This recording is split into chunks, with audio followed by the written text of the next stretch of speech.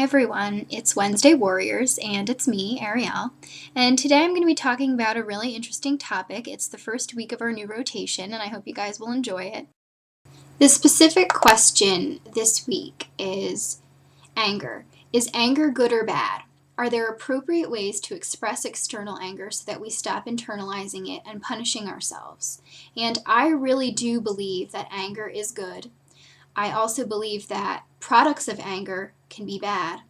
And I definitely believe that there are appropriate ways to express external anger so that we stop internalizing it and punishing ourselves. After all, it's an emotion like any other emotion, and it's what you feel, and it is what it is. And sometimes it might not feel very good, but I don't deem it a bad emotion. I don't think that anger is bad. And my reasoning is this: anger can serve a purpose because it can allow you to get out negativity that is inside of you. It also can be productive in certain ways depending on how you use your anger, and I'm going to talk about that a little bit. But anger is not bad in itself. What anger results in, products of anger, can be bad. And, by that I would mean something like violence. If you let your anger lead you to violence, the violence is bad. The anger wasn't necessarily bad. People who struggle with eating disorders often take anger out on themselves. And I did a video fairly long ago about directing your anger. And I'll post the link to that. Basically, I think people, not even just people with eating disorders, but a lot of people in general, they direct their anger at the wrong thing. They direct it at themselves. And while I think people need to definitely take responsibility for themselves and their actions and their feelings, directing anger at yourself all the time can be very unhealthy because you might sort of do verbal emotional abuse on yourself, where you're calling yourself names, you're berating yourself, you're talking down to yourself, and it's not healthy. People tend to use anger as a sort of self-harm, and it's very sad. I just think that we automatically associate anger with being cruel to someone or something, and often that someone or something is ourself. Sometimes it is very detrimental to internalize anger. You can't hold that anger in and be able to move forward and be able to feel good and healthy.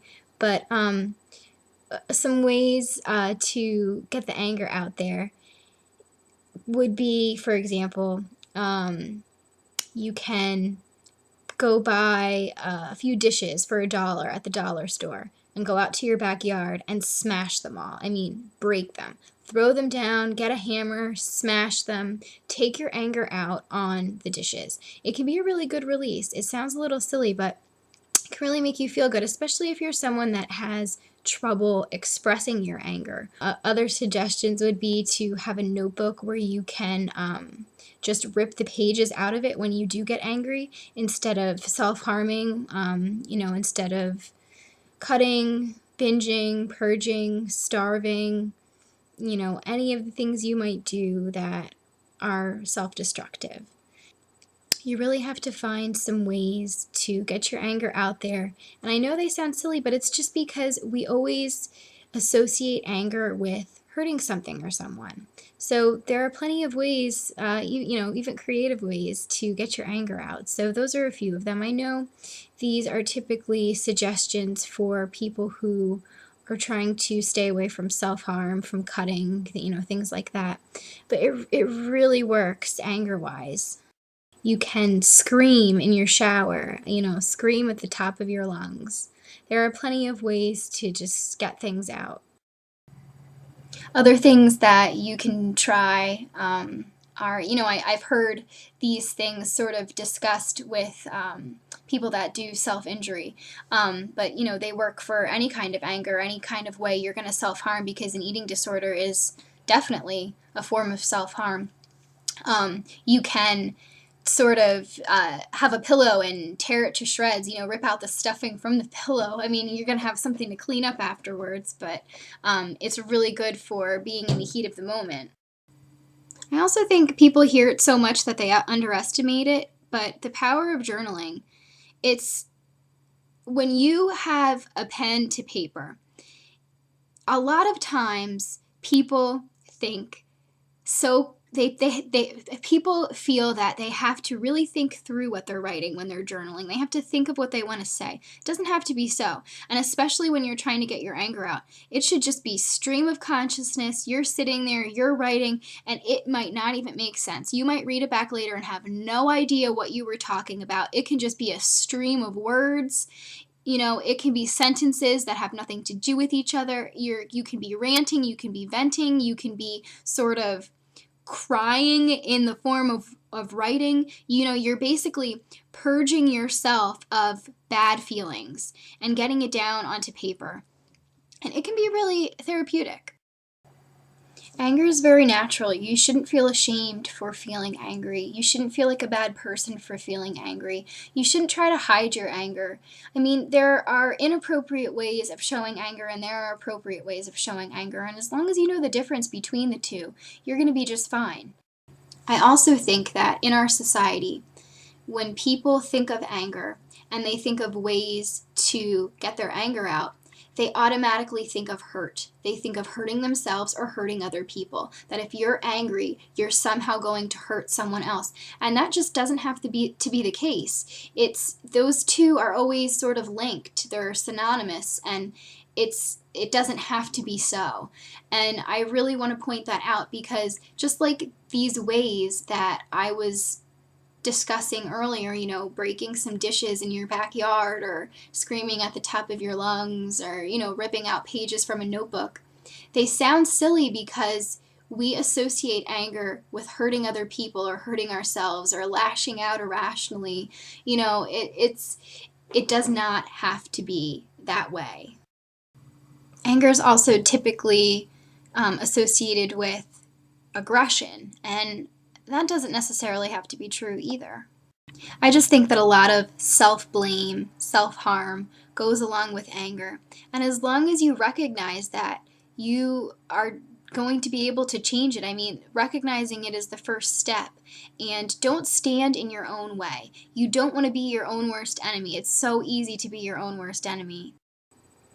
Anger is usually seen as a negative thing because people always think of the result of the anger instead of the emotion itself. They think of the violence, they think of someone being so angry that they do something irrational or they do something that they will later regret. They don't think of it as a way of self-cleansing or a way of getting emotions out on paper or something like that.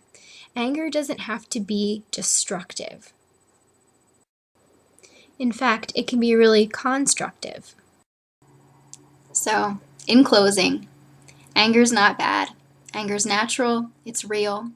Products of anger can be bad, so you have to watch yourself.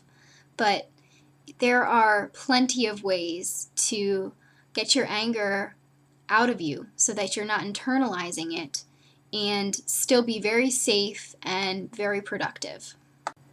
I mean, I can certainly think of very positive ways of getting your anger and aggression out.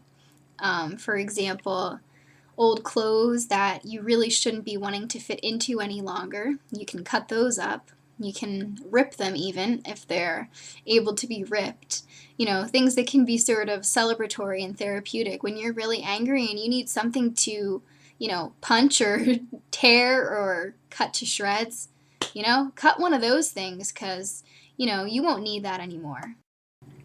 It feels a lot better when you can release anger, when you can release a feeling that hurts you and doesn't make you feel good. You're going to feel better. I mean, it just makes sense. And just what I always say about crying, I say, you shouldn't be ashamed to cry, because when you're crying, you're getting rid of some bad to make room for some good. If you're getting rid of some anger, you're getting rid of something that makes you feel bad to make room for some more good. And it's doing something positive for yourself, even if it doesn't feel that way at the time. I hope you guys have a really wonderful week, and I hope you're all doing well. And I will see you next time. Bye, everyone.